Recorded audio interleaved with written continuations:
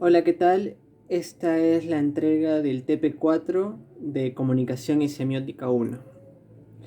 A partir de los textos de Bourdieu, Foucault y Van Dijk, de los vistos en clase, expresa la relación entre comunicación, sociedad y medios.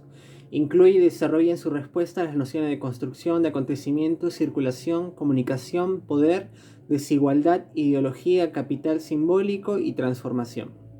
Antes que nada, hay que decir que no hay una relación directa entre nociones sociales tales como poder, dominación, élites, desigualdad y el discurso individual. El asunto es mucho más complejo, no se necesita este tipo de relación directa, sino más bien una relación indirecta pasando a través de lo que podría ser una fase de transición de una fase de cognición social o interfase cognitiva mental, en el sentido en que el conocimiento debe ser compartido por un grupo o por una cultura. Dice Dick que lo primero a entrar a definir es lo siguiente: cuando se toma por muestra el habla de una persona, esa persona entra dentro de un grupo social. Es decir, en su discurso se analiza como miembro de un grupo. Ahora bien, ¿cómo analizar una conversación? En una conversación cotidiana se puede hablar sobre cualquier tema. Existen, verdad, algunos tabúes sexuales, políticos, según el país donde uno se encuentre. Pero en general, una conversación se puede hablar sobre cualquier tema. Eso sí, en una conversación existe una negociación, porque en algunas ocasiones la gente no tiene ningún interés o tiene que encontrar un equivalente.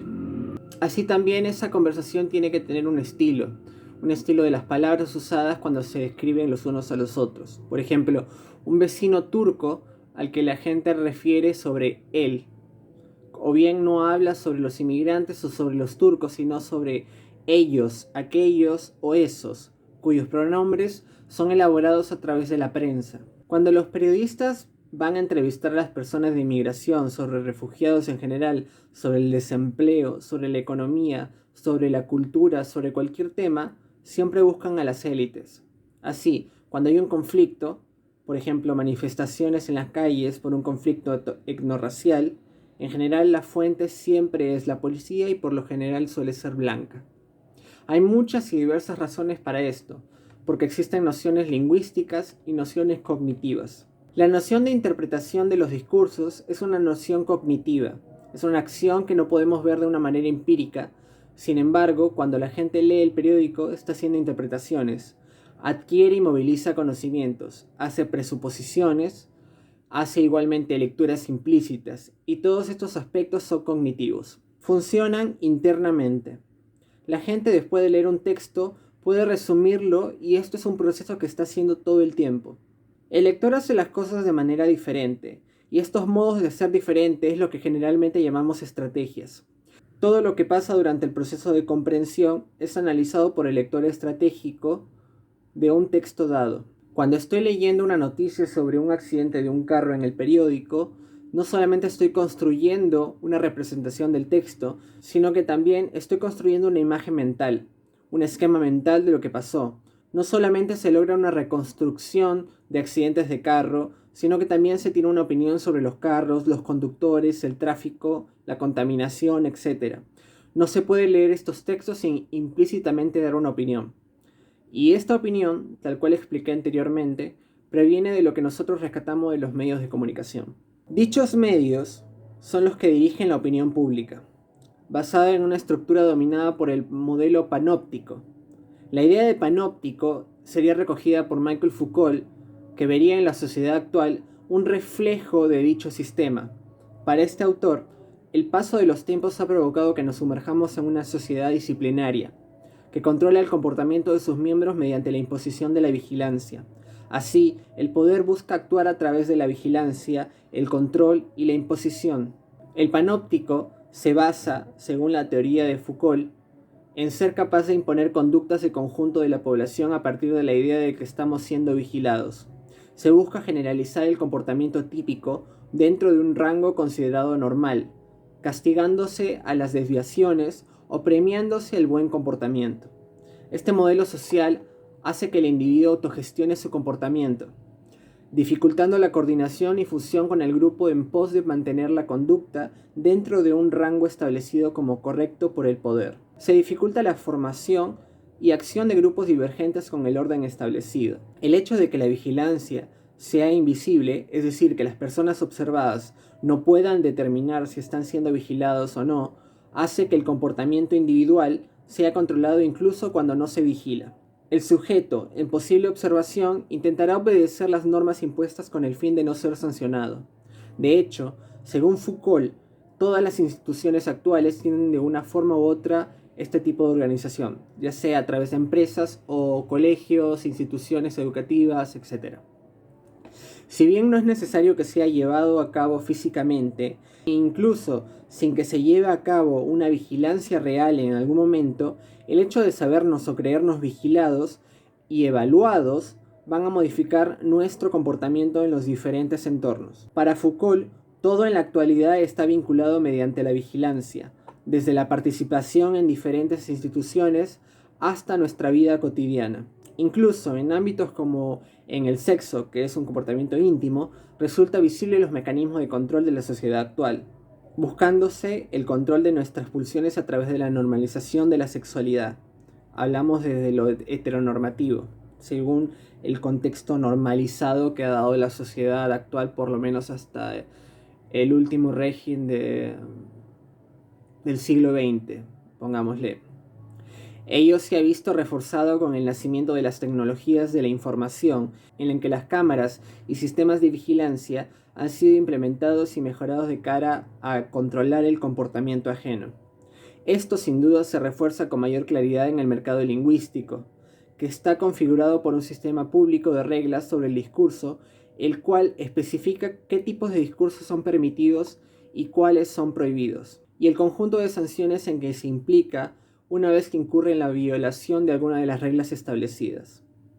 De este modo, si un mercado lingüístico establece los parámetros que delimitan el campo de acción para la ejecución del discurso determinado, por ejemplo, según el contexto social, entonces, el conjunto de intercambios lingüísticos, además de involucrar la censura de ciertos discursos, involucra igualmente una cierta dominación ejercida por aquellos individuos que han conquistado el éxito y el reconocimiento como locutores legítimos en el contexto social en el cual tienen lugar el intercambio. Las relaciones de intercambio lingüístico en el contexto de una convención social son relaciones económicas, dado que la producción y la comunicación del discurso involucra no solamente la existencia de un beneficio lingüístico, como el ser valorado y obedecido una vez que sea reconocido como un locutor legítimo, sino también la existencia de un costo de oportunidad dado los precios que socialmente exhiben los discursos en un determinado contexto social. Los precios que exhiben los discursos en un mercado lingüístico son variables. Por consiguiente, un individuo enfrenta condiciones fijas. En otras palabras, no tiene influencia ninguna sobre los precios que los distintos discursos exhiben. Dada la estructura social del mercado lingüístico, el agente solo se debe ocupar de obedecerlos y elegir el discurso en que debe emitir con el propósito de alcanzar al máximo de sus beneficios lingüísticos.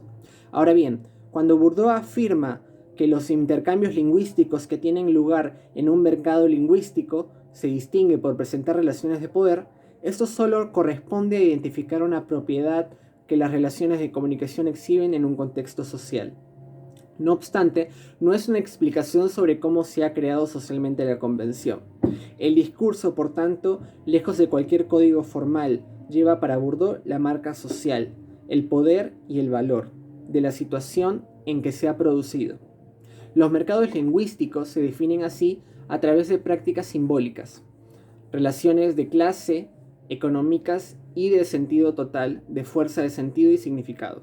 El análisis del discurso se convierte por ello en un análisis estructural de las relaciones de clase, lo que implica tener en cuenta no solo determinaciones económicas, sino también prácticas culturales y cadenas simbólicas, y las formas de exteriorización de la subjetividad como jugadas de posicionamiento y reposicionamiento en la red de relaciones sociales. En el esquema de Bourdieu, tanto la comunicación como la llamada opinión pública no son otra cosa que fetiches de la preconstrucciones y los presupuestos del lenguaje corriente que los periodistas manejan sin construir como objeto sociológico serio para servirse de sus afanes de hegemonizar el campo, recurriendo a sus éxitos de audiencia o de rapidez en el descubrimiento de noticias.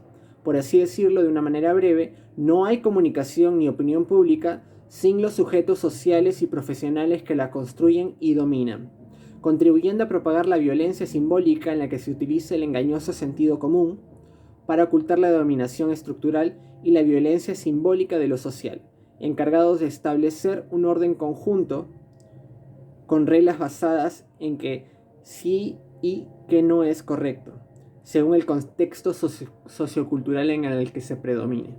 Para Foucault, un poder que solo se limita a decir no puede ser considerado poder efectivo, en tanto el mismo tiempo no ejerza cierto deseo o placer de aquello que reprime.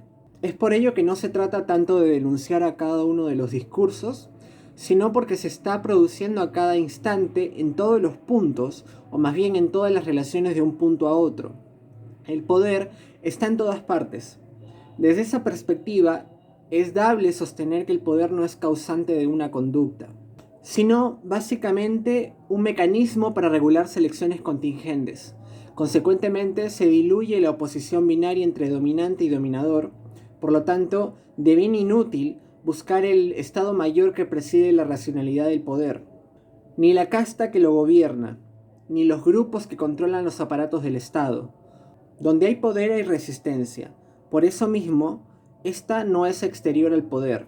Incluso cuando dichas resistencias puedan formar un reverso siempre cínicamente pasivo, condenado a la derrota infinita.